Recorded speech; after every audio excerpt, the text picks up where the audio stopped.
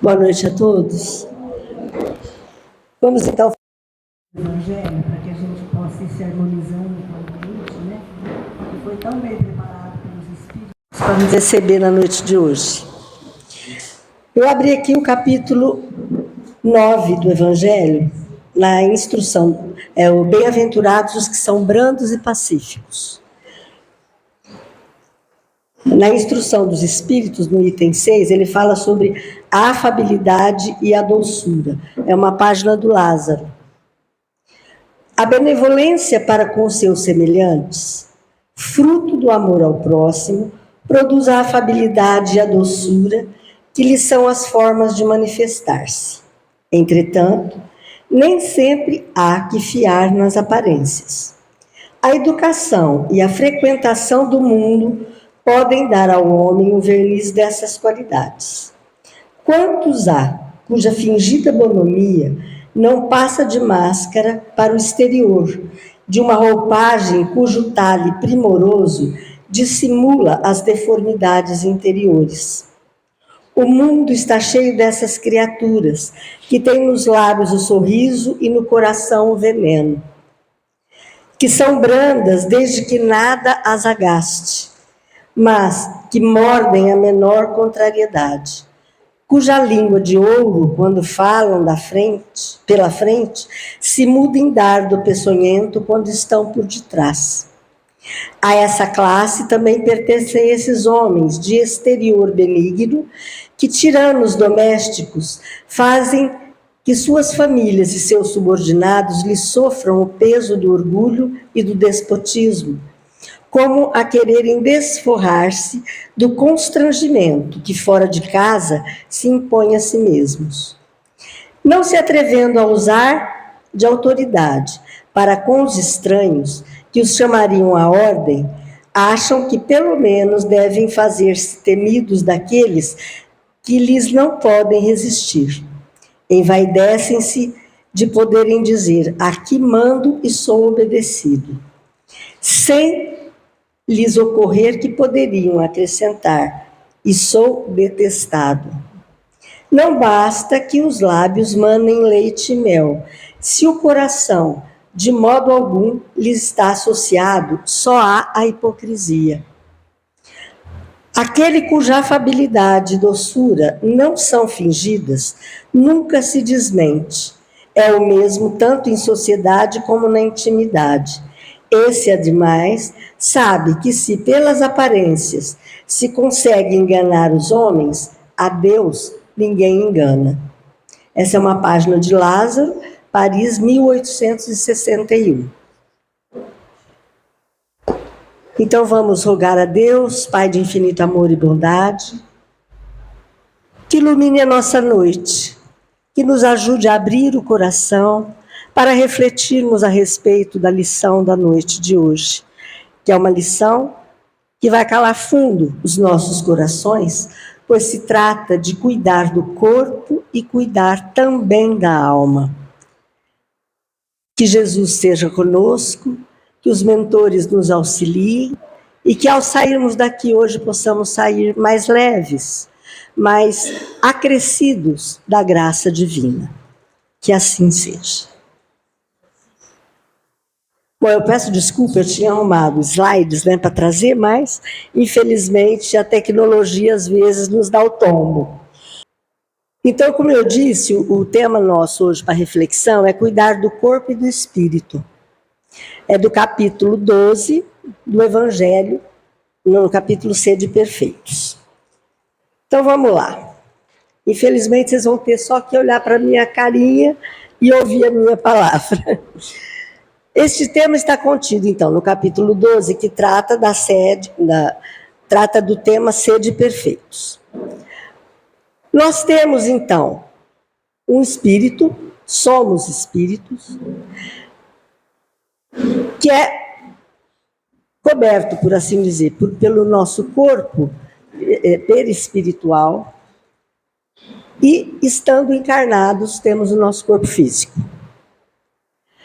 E aí a gente vai perguntar, mas por que esse tema foi incluído aqui no Sede Perfeitos, né? entre essas mensagens dos espíritos. Porque muitas pessoas ainda acreditam que martirizando o próprio corpo, elas vão conseguir ser pessoas melhores. Então, judiam do corpo através de promessas, subindo escadarias e tal, prometendo a Deus coisas, mas sem aquela modificação interior. Então, o mais importante para que a gente alce voos maiores, né, é que a gente procure melhorar o nosso interior. E não é mortificando o corpo que a gente vai conseguir isso. Esse capítulo fala sobre o que vem a ser o homem de bem, sobre as suas virtudes, qual que é o papel do homem na Terra, entre outros temas. Ele não consiste, a virtude, em que a gente assuma aquele ar severo, lúgubre, a pessoa sisuda, nada disso. E nem em repelirmos os prazeres que as nossas condições humanas possam nos permitir. A chave é equilíbrio. Equilíbrio. Nós somos seres espirituais morando na matéria, né? Então nós somos materiais. E tudo aquilo que a matéria poderá nos proporcionar para nos ajudar a impulsionar na nossa evolução, a gente tem mais é que aproveitar. E a alegria é uma coisa dessas. Agora, uma alegria exacerbada para descontrole, inclusive do corpo físico, com bebidas, excessos de comidas, excesso de sexo, de maledicência, ou seja lá o que for, já foge aos parâmetros adequados para que a gente realmente consiga estar nos cuidando do corpo e do espírito. É preciso lembrar sempre que a gente é espírito e a nossa essência é espiritual. E nós esquecemos disso. A gente entra no dia a dia, você acorda, já começa, ai meu Deus, acordei atrasado, e já sai correndo e vai e faz, e aí esbarra em um, esbarra em outro, e passa o dia, às vezes, sem parar um minuto para pensar o que eu sou, o que é que eu estou fazendo aqui, qual que é o meu real papel nessa encarnação. Apenas a gente está vivendo uma vida material pela graça do Pai, para que a gente possa ressarcir erros de passado e aprender coisas novas para continuarmos a nossa evolução, né? Agora, se a gente está vivendo um corpo na matéria, ele passa a ser um instrumento divino, um instrumento fundamental para que a gente possa cumprir com os nossos deveres e as nossas obrigações. O Celso, nas palestras dele, sempre gosta de falar que antes de vir para cá, a gente assinou um contratinho.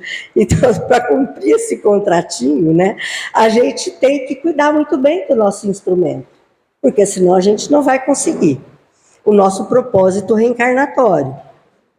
Daí, então, a necessidade de cuidar desse corpo, para que ele nos possibilite desenvolver as nossas tarefas. Mas cuidar de que maneira?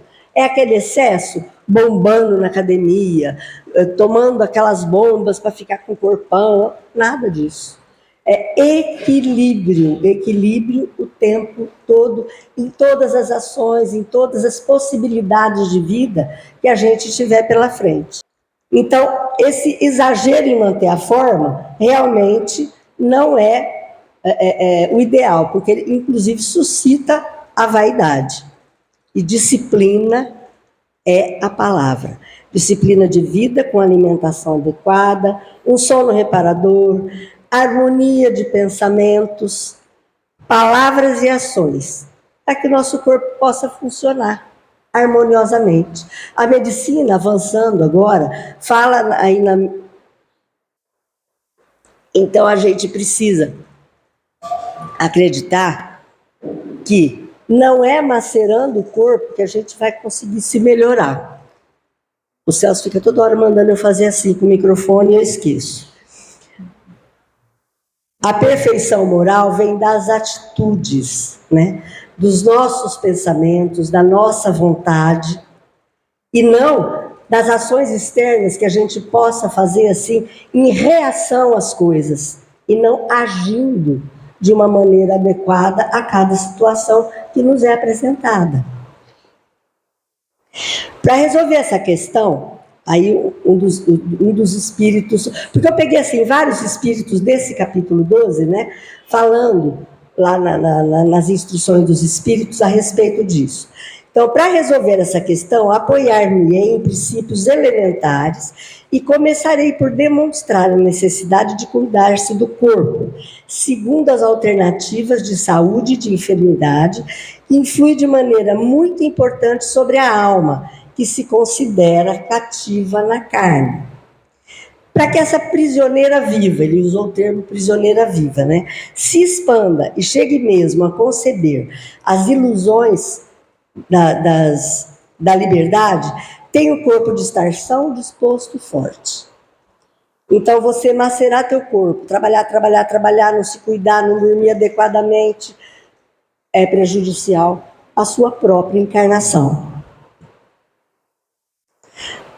Aí, dois sistemas, então, ele lembra que tem dois sistemas que se confrontam, né, dos pensadores aí do mundo. Aquele dos ascetas, que tem por base o aniquilamento do corpo. E o dos materialistas, que se baseia no relaxamento da alma. Quer dizer, nenhum nem outro. Um quer destruir o corpo, o outro quer que o corpo viva em toda a tua intensidade a materialidade dele. Nenhuma coisa nem outra, né? Um é tão insensato quanto o outro. Agora, ao lado desses dois grandes partidos, tem aí uma numerosa tribo de indiferentes, que sem convicção, sem paixão, são criaturas mornas no amar e econômicas no gozar. Aonde, então, a sabedoria?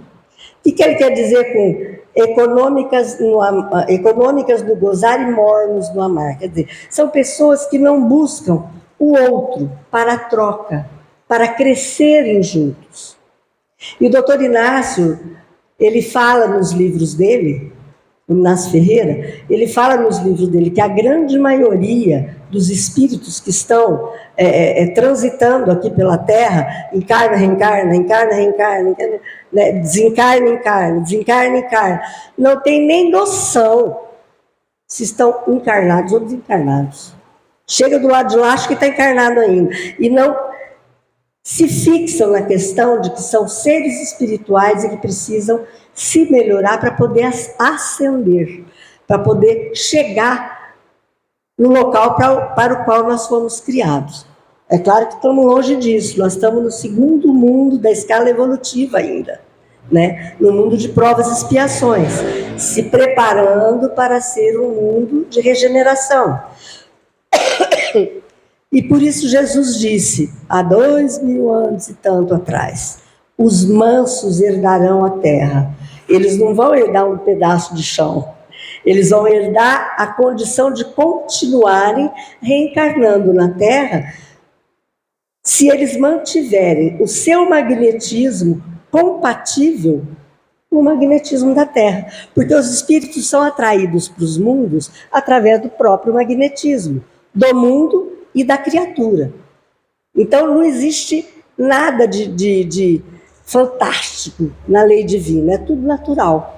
Então, se a criatura não mais se coaduna com um mundo que está deixando de ser um mundo de provas e expiações para ser um mundo de regeneração, automaticamente ele vai ser levado para um outro mundo onde a sua energia é mais compatível com aquele mundo. Aí ele fala que a sabedoria não está em parte alguma. E o grande problema ficaria sem solução se o espiritismo não viesse em auxílio desses pesquisadores, demonstrando que as relações que existem entre o corpo e a alma, e dizendo-lhes que, por se acharem nessa dependência mútua, né, importa cuidar dos dois, porque senão nenhum dos dois avança. Nem o corpo fica bem e muito menos a alma, o espírito ficará, né? Aí ele diz, amai, pois, a vossa alma, porém, cuidai igualmente do vosso corpo, instrumento daquela. Desatender as necessidades que a própria natureza indica é desatender a lei de Deus.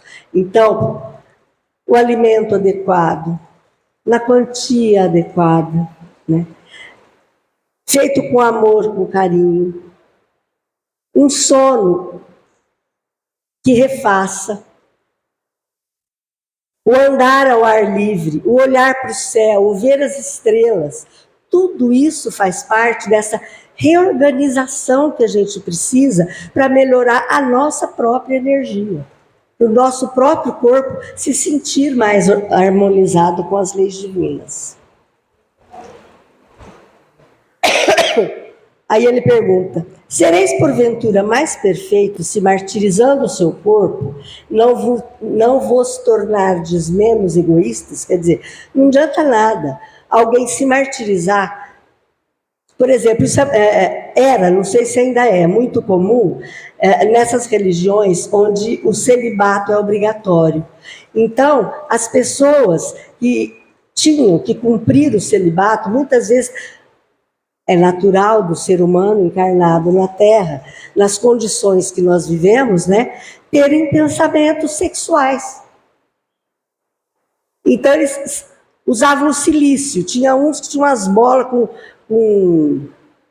ferro na ponta, tudo, para se machucar, para tentar tirar aquela ideia, quer dizer, ignorância. Porque isso não vai tirar o que está no pensamento. O que pode tirar o que está no pensamento é você ir modificando esse pensamento com atitudes que te desviem daquela situação, daquele tipo de pensamento. Por exemplo, quem dá mais? Ajudar alguém.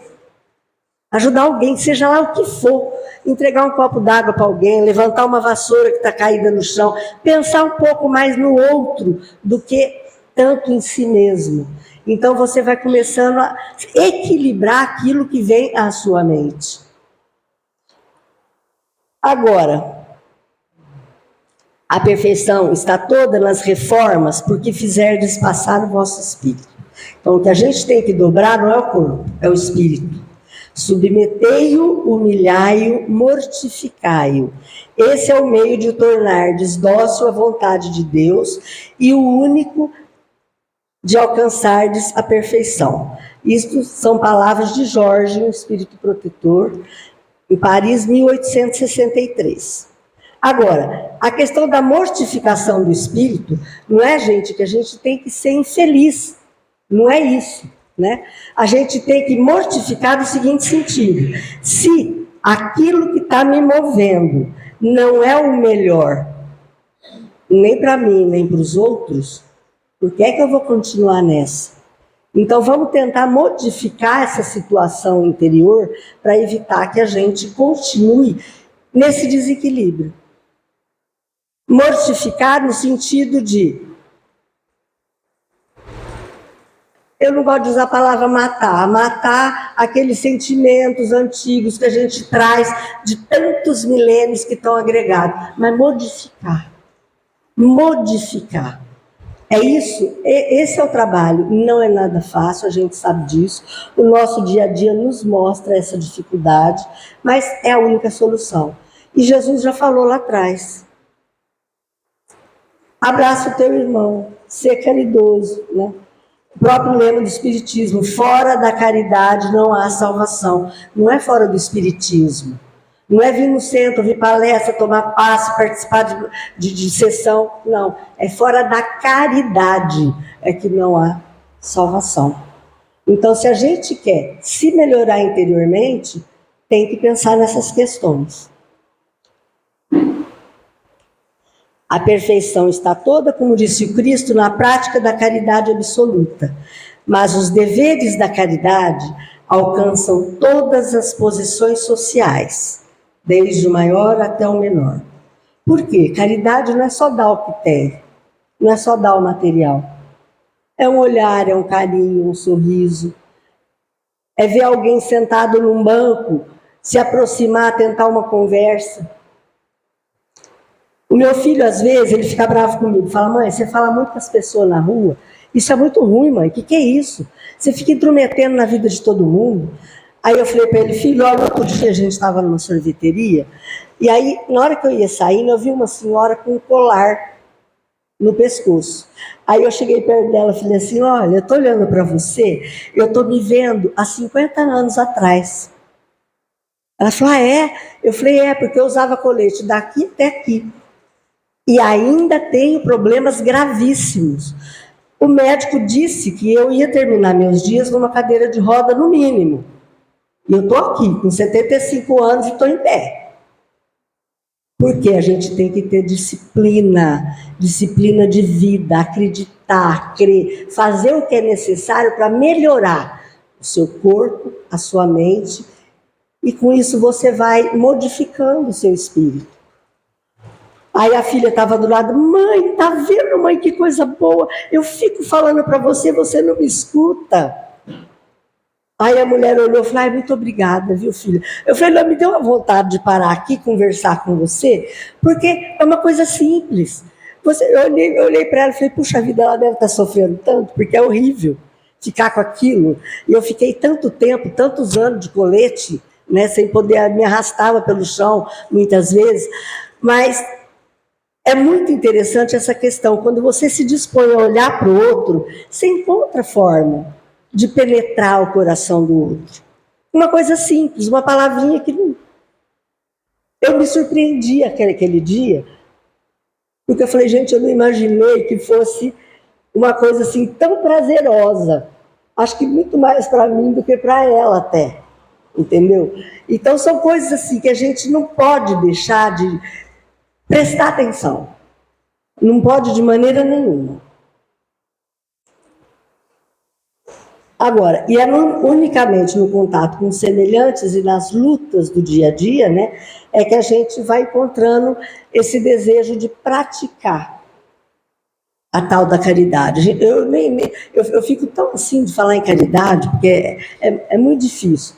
São ações, são atos, são atitudes, são investimentos que muitas vezes a gente faz mais para a gente mesmo do que para o outro. E, no entanto, a gente é muito beneficiado.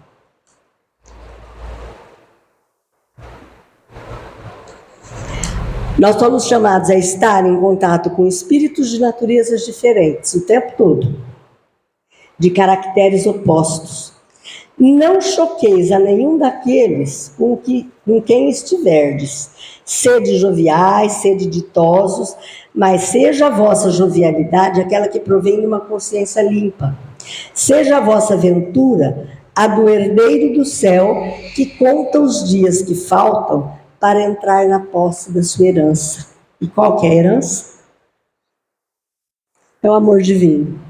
É aquilo para o qual fomos criados, nos aproximarmos o máximo possível do Pai.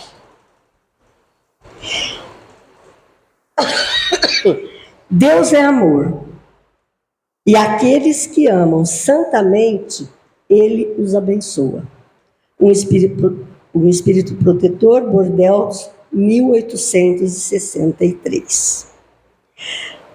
Então, gente, essa reflexão está lá no Evangelho, no capítulo 12, tá? Quem quiser se aprofundar, é um capítulo belíssimo, maravilhoso, que chama muito ao coração da gente. É muito importante que a gente pare nesse mundo tumultuado que nós estamos vivendo, porque os espíritos têm mandado várias mensagens em vários centros espíritas, falando a respeito da nossa situação atual no mundo. Porque isso é esperado. A sensação que a gente tem é que está tudo de perna para o ar, é um caos. Mas toda reforma é um caos. Basta a gente ver quando a gente vai reformar uma casa, a confusão que fica, né? Imagina um planeta com tantos espíritos endividados, tendo a chance, ainda nessa encarnação, de se modificarem para ver se conseguem herdar a Terra. Então, a sensação que a gente tem às vezes é que a loucura está solta. Mas é exatamente por isso. Então, as pessoas que já têm um pequeno conhecimento do Evangelho, que buscam um centro espírita, uma igreja, um culto, seja lá o que for, buscando se espiritualizar, tem que se manter tranquilas, calmas. Tudo está sob controle. Jesus é o nosso governador. Ismael é o governador do nosso Brasil. E eles estão lutando para que esse país, que foi criado, quem leu o Brasil, Coração do Mundo, Pátria do Evangelho, né, sabe disso. O Brasil foi criado, foi descoberto por indicação de Jesus para ser a pátria do Evangelho, o coração do mundo e a pátria do Evangelho. E é muito interessante, gente, leiam o livro, porque é muito legal a maneira como é contado lá, que o Ismael, conversando com Jesus, falava, mas meu Deus, mas esse tipo de gente que você vai pôr aqui para eu poder tentar orientar, para melhorar essa situação, e tudo acontecendo, mas é exatamente assim que tem que ser. Então, é importante que as pessoas que tenham um mínimo de consciência já da espiritualidade e da importância de uma encarnação, que a gente seja firme nesse momento, de não se desesperar com nada. Está tudo certo. Jesus está no leme, o Ismael está aí, com a falange imensa dele tentando nos ajudar. O mundo está em convulsão, sim, porque é necessário que assim aconteça. Não cai uma folha de uma árvore que não seja da vontade do Pai. Então vamos confiar. Cuidar do nosso corpo e do nosso espírito. Que assim seja. Então vamos agora nos unir em oração mais uma vez, serenando nossos corações, para que nós possamos receber o passe dessa equipe maravilhosa, que aguarda, ansiosa, por nos fornecer as energias que cada um de nós precisamos. Que Jesus possa ser conosco e as pessoas que já estiverem agendadas podem entrar lá na salinha e os demais vão tomar o passe aqui no salão. Que assim seja.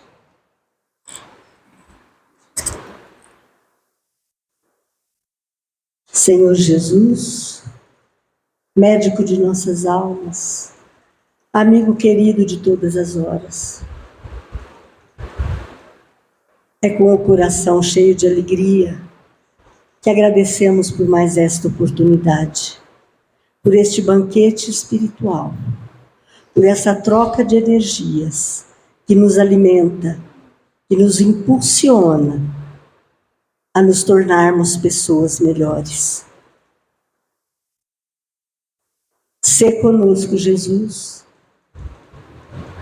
e continua sendo o nosso leme, a diretriz, o nosso norte, para que possamos ter a coragem de sairmos de nós mesmos, modificando aquelas situações interiores que trazemos de passado, com sentimentos arraigados ainda, tão tacanhos, tão pequenos, e possamos devagarinho ir nos transformando em verdadeiros ceareiros da tua seara. Gratidão. Gratidão a você, Jesus, gratidão ao Pai de amor. Que assim seja.